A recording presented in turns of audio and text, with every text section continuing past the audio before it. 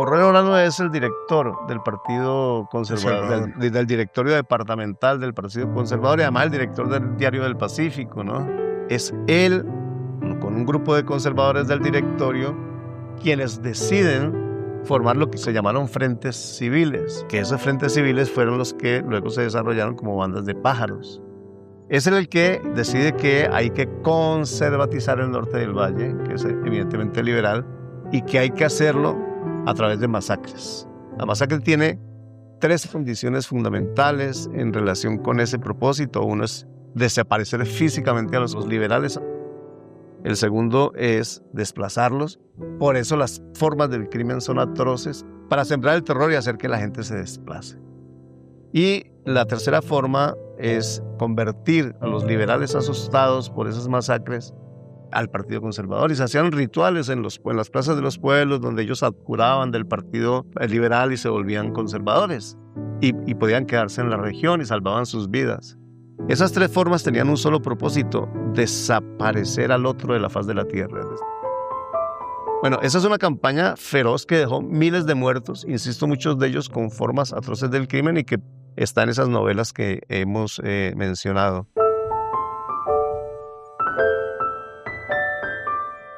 Yo vengo del norte del valle, yo vengo de un pueblo que se conoce como La Tulia, que es exactamente el pueblo vecino a Primavera, que es donde se desarrolla esta novela, La horrible noche, pero en La Tulia se desarrolla la otra, que es El cronista y el espejo. O sea, es esa región. Yo vengo con una experiencia en relación con la violencia, de la que incluso he escrito crónicas sobre eso. Hay una crónica que está incluso en YouTube, con el título La escritura de la violencia, donde yo cuento qué es lo que pasó en ese pueblo de La Tulia y en esa cordillera con la entrada de la economía ilegal del narcotráfico y la formación de grandes estructuras criminales. Y esos territorios que eran territorios de paz, por efectos de esa economía de la droga, de esa empresa criminal que se forma, se convierten en territorios del miedo.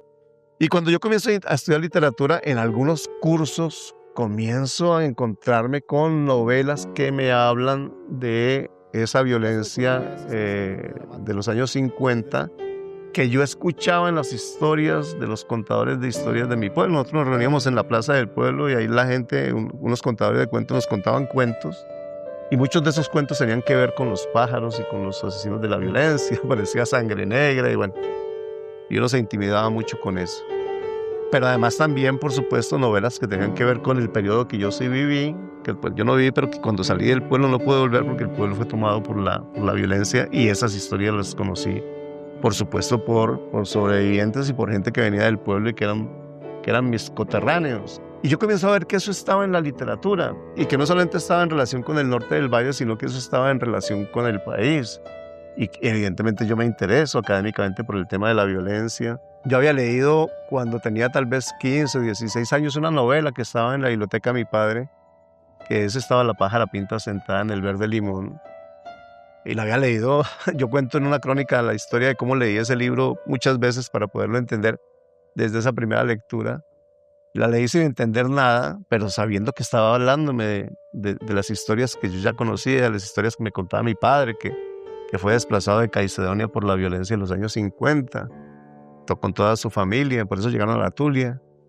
Y yo comencé a ver pues esa relación de la literatura con la violencia, con mi historia personal, y por supuesto me interesé. Y en un curso con Carmiña Navia trabajamos La pájara pinta, y ella hizo una lectura un poco más sofisticada, un poco más inteligente, un poco más académica, y arrancó mi obsesión por indagar en la literatura colombiana el tema de la violencia.